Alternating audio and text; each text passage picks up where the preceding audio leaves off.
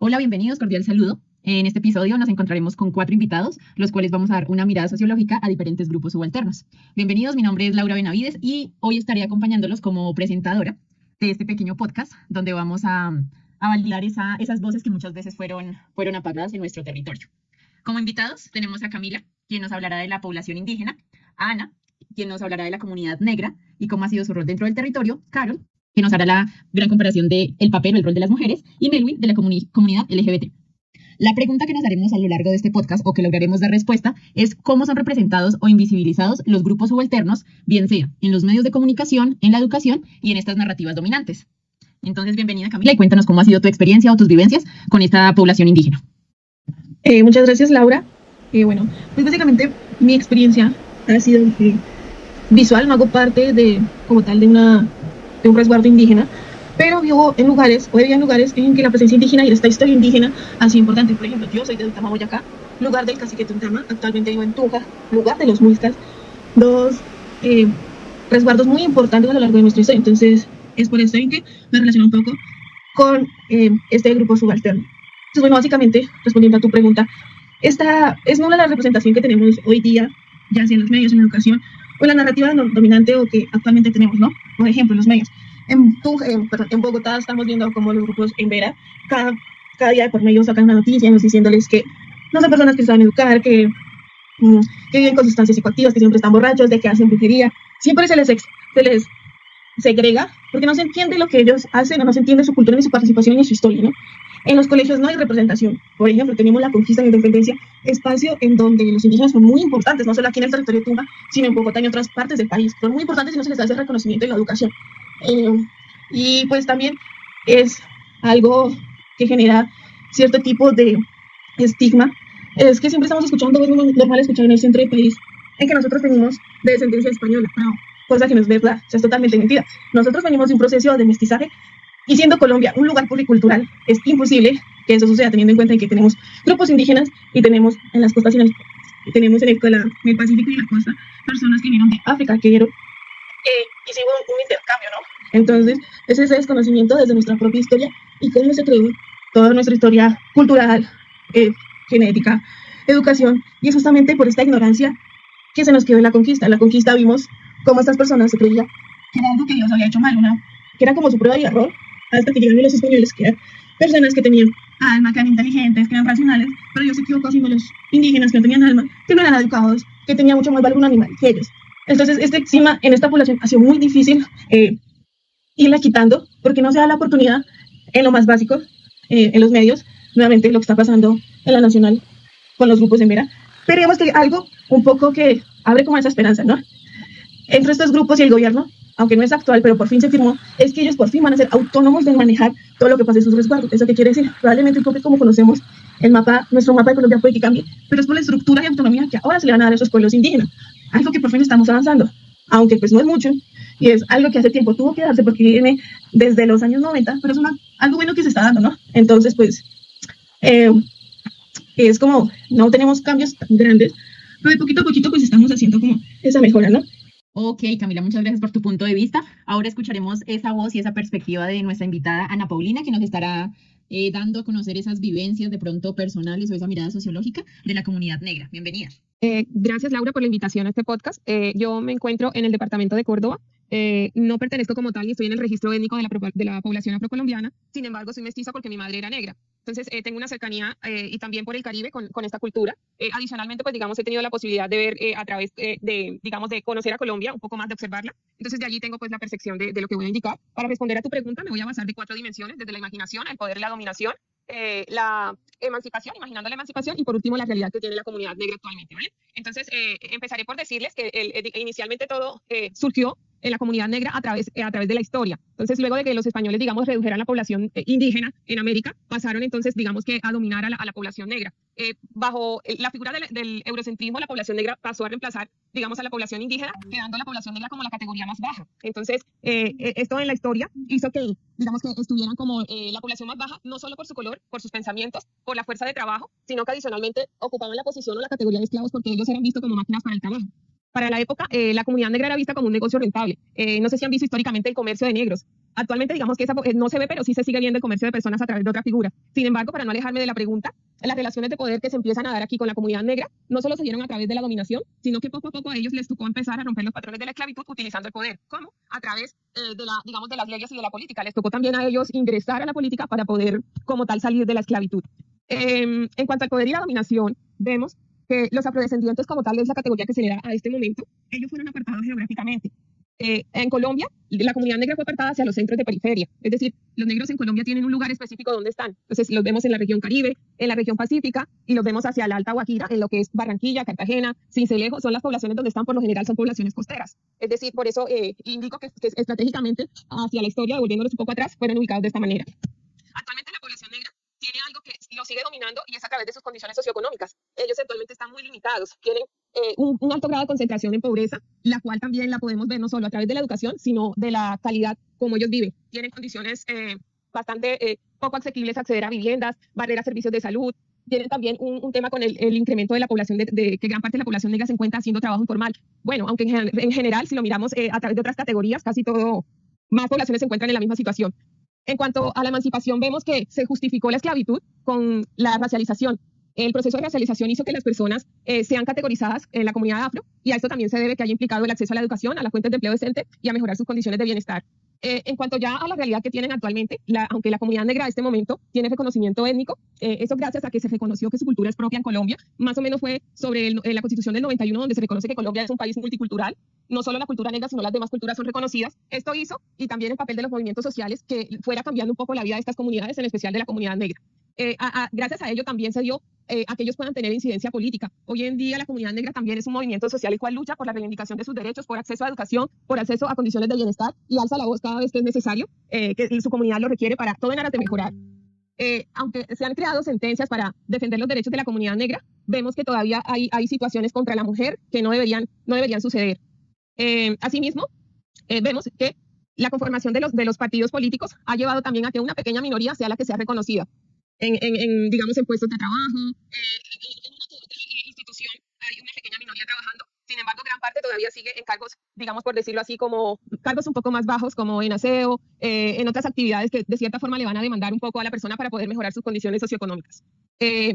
Ya para finalizar, quiero comentar también que gracias a los movimientos sociales, digamos que ha sido un hito importante para la comunidad negra, lo que ha hecho que se haya, digamos, erradicado un poco la discriminación frente a lo que son digamos, sus partes físicas en cuanto a su cabello, a su cuerpo, digamos que han sido un poco más aceptados. Entonces ya la discriminación, digamos que se redujo, por decirlo así. Sin embargo, los movimientos sociales han hecho que se conozcan que ellos tienen leyes y que esas leyes deben prevalecer para eliminar todas las formas de violencia y también para dignificar las condiciones de bienestar y socioeconómicas que tienen las comunidades. Muchas gracias, Laura, por la invitación. Los movimientos sociales han hecho que se conozcan que ellos tienen leyes y que esas leyes deben prevalecer para eliminar todas las formas de violencia y también para dignificar las condiciones de bienestar y socioeconómicas que tienen las comunidades. Muchas gracias, Laura, por la invitación. Bueno, a ti, Paulina, muchas gracias por tu perspectiva, por contarnos todo alrededor de esta comunidad negra. Continuaremos con la participación. Cuéntanos, Merwin, desde dónde nos escuchas, desde dónde participas, y qué bueno es conocer que estos grupos que han sido por mucho tiempo silenciados han tomado la forma o han tomado ese empoderamiento de que su voz se escuche. Bienvenido y cuéntanos cómo ha sido tu perspectiva.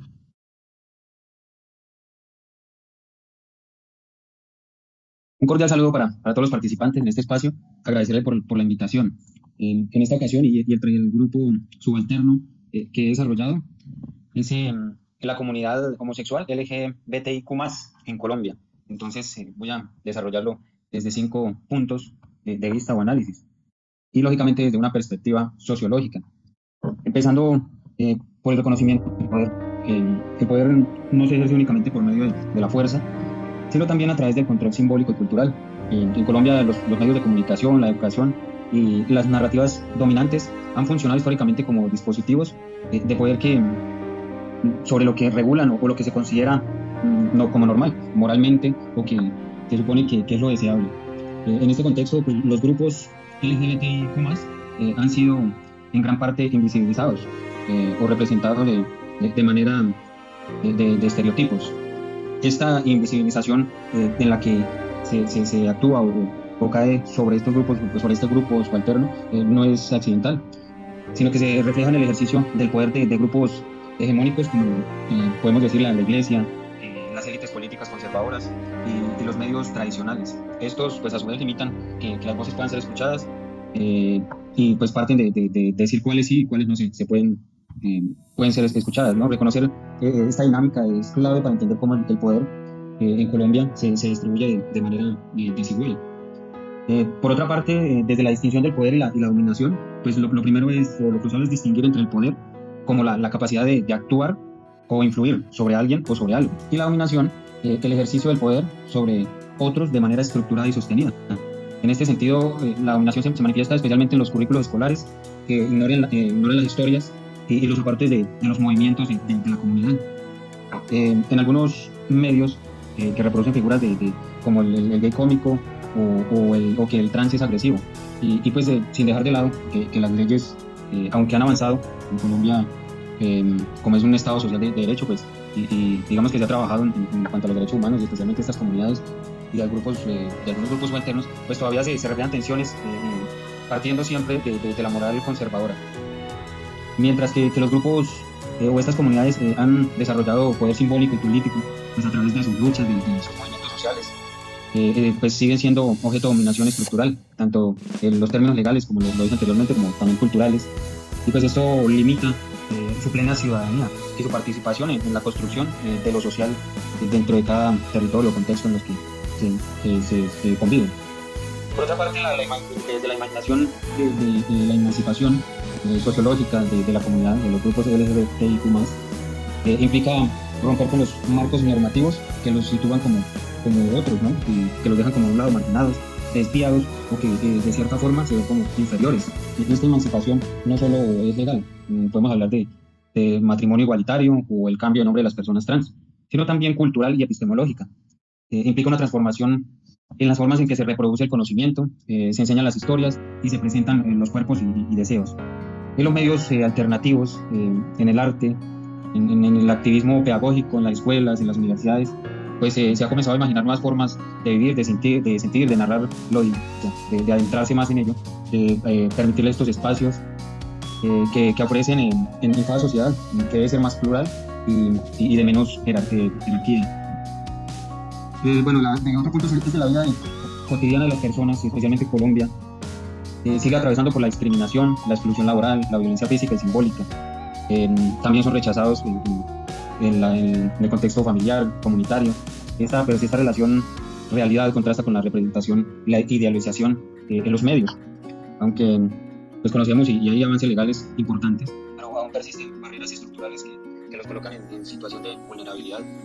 Desde la educación básica hasta las universidades, universitaria, la presencia del enfoque de género y diversidad sexual sigue siendo marginal. Y cuando existe, pues suele ser resistida por sectores conservadores. Y como último punto, ya hablaría sobre la imaginación sociológica, y especialmente en la cotidianidad. Nos permite conectar las experiencias personales de discriminación o invisibilización con estructuras sociales más amplias. Por ejemplo, entender que una persona trans no encuentra empleo no es solo un hecho individual, sino parte de una lógica estructural que valora ciertos cuerpos, géneros o formas de vivir.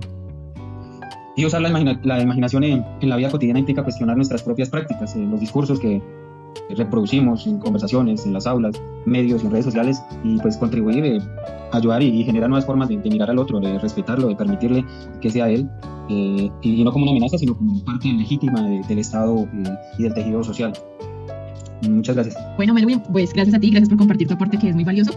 Importante resaltar que esta realidad no está alejada de nuestro entorno social, ¿no? En algún momento, no sé, lo que mencionaba Ana Paulina, podemos tener, no sé, familiares cercanos que pertenezcan a una de estas comunidades, indígena, negra, como nos acompañan acá nuestras invitadas, la mayoría somos mujeres, y cómo nos vamos a sentir identificadas con el tema que nos va a hablar nuestra compañera, nuestra última invitada, Carol, con el tema de las mujeres, cómo las mujeres a lo largo del tiempo han venido teniendo ese reconocimiento de poder, de procesos de emancipación, y sobre todo esa mirada sociológica que van a tener en nuestra vida cotidiana. Bienvenida, Carol. Muchas gracias, Laura, por la invitación.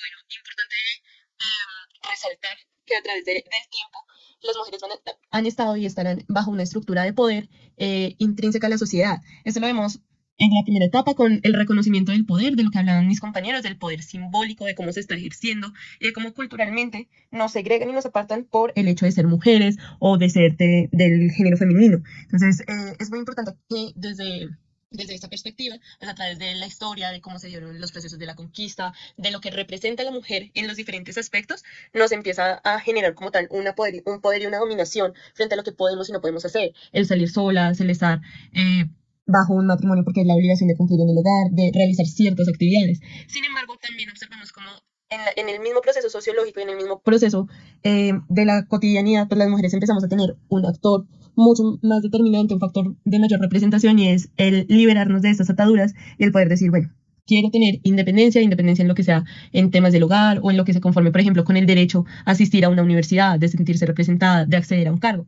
Dentro de lo que vemos, pues normalmente las mujeres, los cargos que están, por así llamarlo, apartados o privilegiados para los hombres, como lo son cargos de vigilancia, el tema de las ingenierías, que son cargos donde normalmente a las mujeres nos toca trabajar mucho más y luchar mucho más por alcanzar el mismo nivel, pues ahí nosotros estamos obteniendo y hemos venido obteniendo unos papeles bastante importantes. Si bien el hecho de ser mujer genera un conflicto para muchas de lo que debemos o no debemos generar y de lo que debemos o no debemos representar, cada uno, independiente de sus ideales políticos y contextuales, siempre está generando una lucha por romper moldes y por romper estereotipos. En este caso, pues vemos la imaginación sociológica y la emancipación rompiendo todos esos estereotipos y alcanzando lugares de representación que si bien antes no teníamos, pues es importante que vayamos alcanzando y que vayamos ejecutando. Al ser mujeres, pues no solamente tenemos la carga de ser profesionales, de ser las madres, de ser las cuidadoras del hogar, de poder tener esa independencia sin llegar a sentir un cargo de culpa, porque pues la sociedad nos genera la culpa de ser ausente o de no ser completamente perfecta en alguno de estos ámbitos.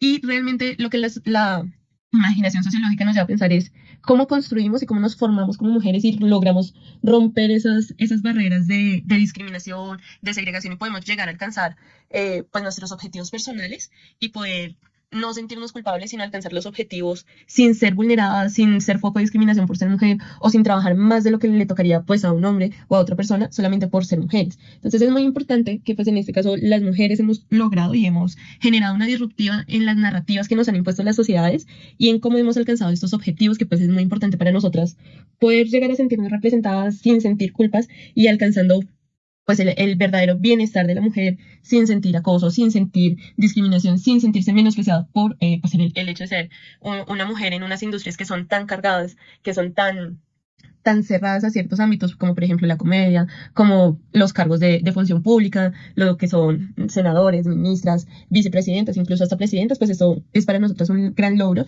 y realmente pues es una lucha que se ha venido y se viene dando constantemente, que es un proceso bastante amplio. Perfecto, Carol, muchas gracias por tu perspectiva, por todo lo que nos cuentas en este episodio.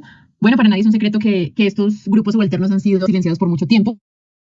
Y hoy, con la invitación de ustedes, hemos escuchado todas esas voces que nos invitan a mirar más allá o a no dejarnos de pronto creer de lo que veían en las redes sociales de primer momento o lo básico que muchas veces nos enseñan en el colegio, que cuando salimos a esa realidad laboral, a ese entorno social, nos queda un poco difícil adaptarnos. De verdad, para mí es un gran honor compartir con ustedes, con invitados que tienen una visión sociológica o que se quiere, digamos que, empoderar a estos grupos y no silenciarlos, porque digamos que ese es el proceso que ellos han llevado, ¿no? Gracias a sus luchas, han podido sobresalir y decir, bueno, sí vale la pena luchar por algo y llegar a algún acuerdo. Entonces, de corazón, quiero agradecerle a Camila, a Ana Paulina, a Melwin, a Carol por su tiempo, por compartir su perspectiva desde el lugar donde nos visita cada uno, porque sabemos que realmente brindamos lo que la vida nos ha puesto en el camino y son esas vivencias, esos retos sociales que nos ha puesto la vida. Quisiera cerrar este episodio con dos grandes personajes, como lo son el sociólogo Orlando Fals Gordon, que nos invita a ir más allá en esa investigación, acción participativa, no quedarnos de pronto solo con la queja, sino poder lograr buscar una solución a estos grupos que han sido silenciados por tanto tiempo.